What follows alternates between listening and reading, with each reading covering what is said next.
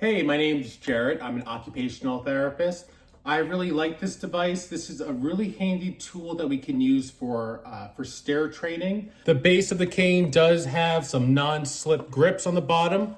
The cane itself has a nice foam handle, so that way it's comfortable to hold on to. It has a hook here as well, so you can kind of hang this up in the closet. I really like the fact that the base here is bright pink. There are also different colors as well. However, I chose the bright pink because it really stood out and it really drew her attention to it. It does come with the standard cane here. So to adjust the height of the cane, you unscrew the bottom here, and then you push the button here on the side, and then you can adjust the height of it to wherever you would like it to be. Then slide the little bottom here back into the base and screw it in so that way it's the appropriate height. Put this on the stair that you're trying to work on.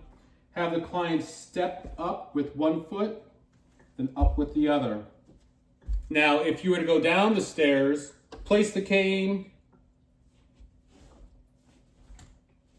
Also use this cane for strength training. Practice just stepping up,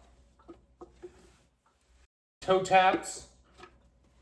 So there's a variety of uses for this cane, and I would definitely recommend this.